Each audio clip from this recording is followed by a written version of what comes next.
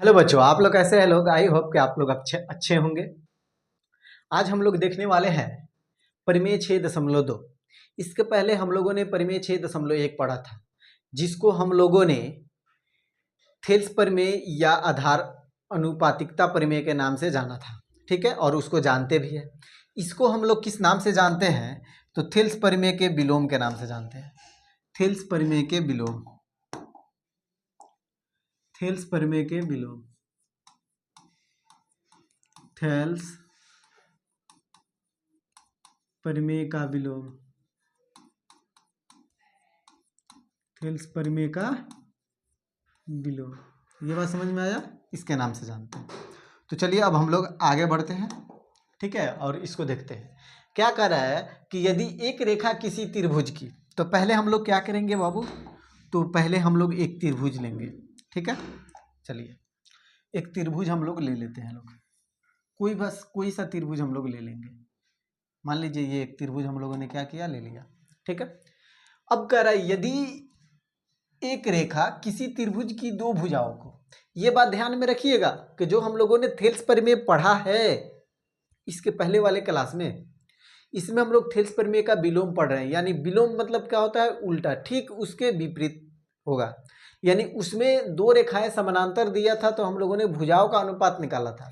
इसमें क्या दिया है? भुजाओं का अनुपात दिया है, तो हम लोगों को समानांतर बताना है दोनों रेखाओं को। ठीक है, तो कह रहा है यदि एक रेखा किसी त्रिभुज की दो भुजाओं को, ये कोई त्रिभुज हो गया, मान लीजिए इस त्रिभुज का नाम हम रख दिए ए बी और सी। ठीक है, इस त्रिभुज का नाम हमने क्या रखा? A B C. दो भुजाओं को एक ही अनुपात में विभाजित करता है। तो मान लीजिए यहाँ पे हमने रख दिया दो बिंदु, और इसको नाम हमने दे दिया, जैसे पिछले वाले क्लास में हम लोगों ने रखा था ई एफ रख दिया। अनुपात में विभाजित करें तो तीसरी भुजा के क्या हो जाती है? समानांतर हो जाती है। ये तो जैसे ही दिया तो समझ जाइए तो सिद्ध करना है, वह तीसरी भुजा के क्या है? समानांतर है। यानी दो भुजाओं को एक ही अनुपात में बांट रही है। यानी ए ई बराबर क्या दिया है? ई बी, और ए एफ बराबर क्या दिया है? F C. तब हम लोगों को सिद्ध करके बताना है कि ई एफ जो है वो बी सी के क्या है? समानांतर है, यानी कि पैरेलल है। ठीक है, तो चलिए हम लोग क्या करते हैं, इसको हल करते हैं। सबसे पहले में वो लिखेंगे लोग सॉल्यूशन।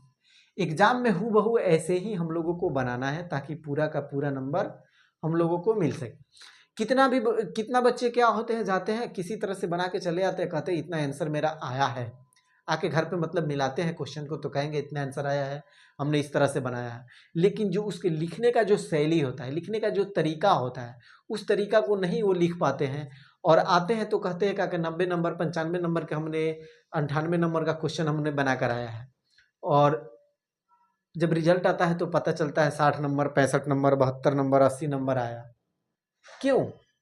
इसलिए आता है क्योंकि वो पूरे तरीके से नहीं लिखते हैं। ठीक है, तो हम लोग इस तरीके से लिखेंगे कि हम लोग को पूरा का पूरा 5 नंबर मिल जाए। ठीक है, सबसे पहले हम लोग लिखेंगे सॉल्यूशन, उसके बाद लिखेंगे क्या दिया है। क्या लिखेंगे बाबू? दिया है। और क्या दिया है कि त्रिभुज ए बी सी में, ए बी सी में, त्रिभुज ए बी सी में जो ए ई है, क्या कर रहा है? दो भुजाओं को एक ही अनुपात में विभाजित करे। यानी ए ई है वो बटा ई बी के बराबर है, अनुपात में है। और ए एफ जो है,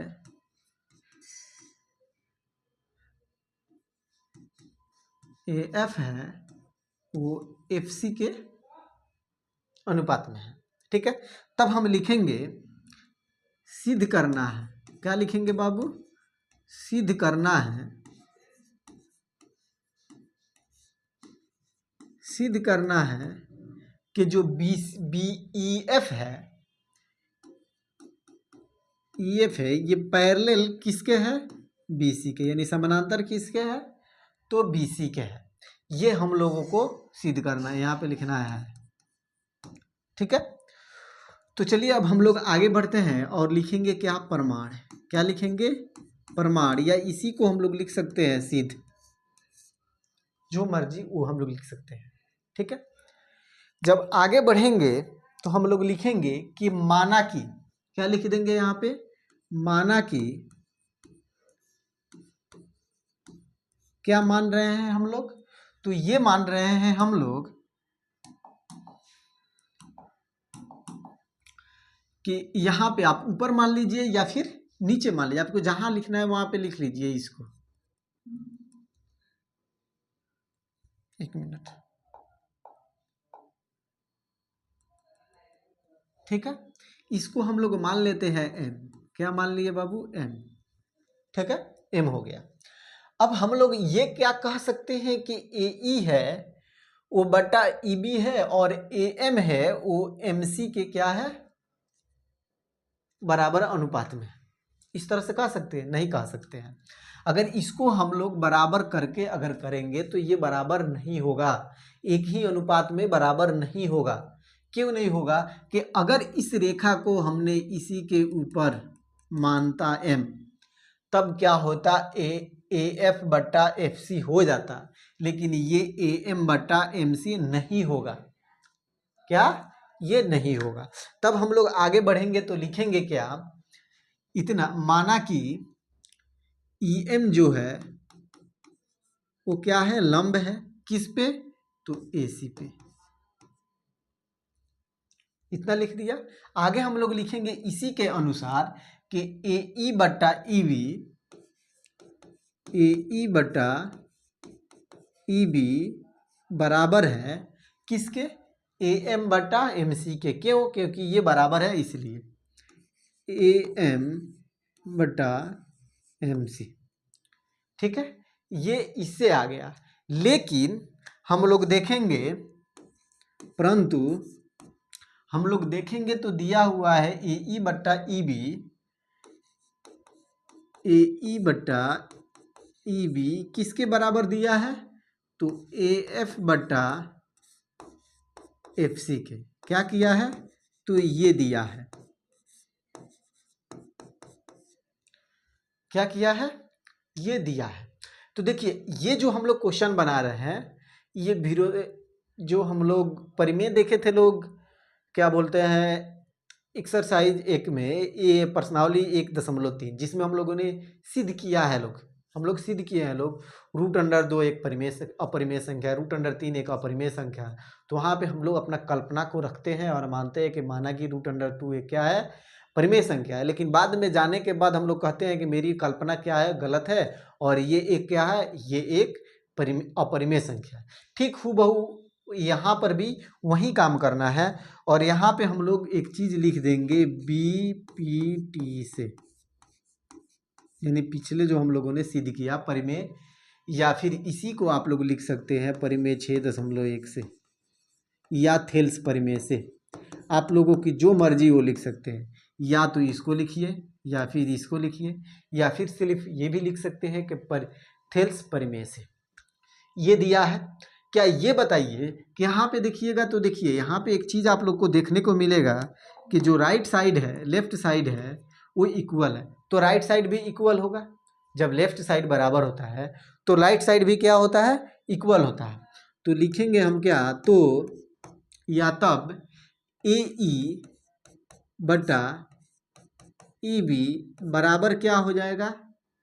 AM बटा MC के। क्या ये हो सकता है? तो हो जाएगा।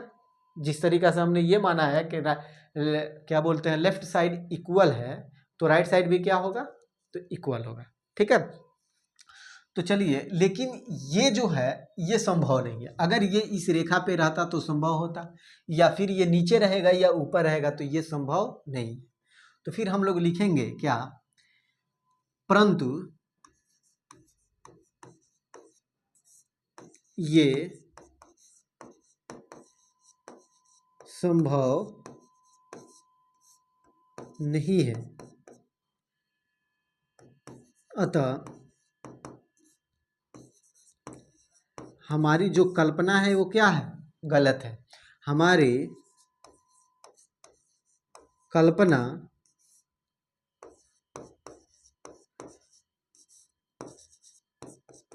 गलत है। ठीक है। तो लिखेंगे अतः क्या हो जाएगा? EF parallel BC। यही हम लोग का क्या हो गया, प्रमाणित हो गया। ठीक है, आप लोग एग्जाम में हूबहू इसी तरह से बनाइएगा तो आप लोगों को पूरा का पूरा नंबर मिलेगा। ठीक है, ये बात समझ में आ गया। तो चलिए अब हम आप लोगों से विदा लेंगे, और अगले क्लास देखने से पहले हम आप लोगों को ये बताते हैं कि जब आप लोग अगले क्लास देखिएगा तो ये जरूर कर रिवीजन करके आइएगा परिमेय 6.1 और परिमेय 6.2, यानी थेल्स परिमेय और थेल्स परिमेय का विलोम, ये दोनों देख कर आइएगा। तो इसी लेवल का जितना भी क्वेश्चन है वो परिमेय क्या बोलते हैं, सॉरी परिमेय बोल रहे हैं, प्रश्नावली 6.2 में दिया हुआ है। इसी के आधार पे उसमें सभी के क्वेश्चन को हम लोग क्या करेंगे, सॉल्व करेंगे। इसलिए हम आप लोगों से बोल रहे हैं कि उस क्लास को देखने से पहले आप लोग को ये रिवीजन करना बहुत ही ज़रूरी है। तो चलिए हम आप लोगों से विदा लेते हैं और अगले क्लास में हम लोग फिर मिलेंगे। तब तक के लिए जय हिंद, वंदे मातरम।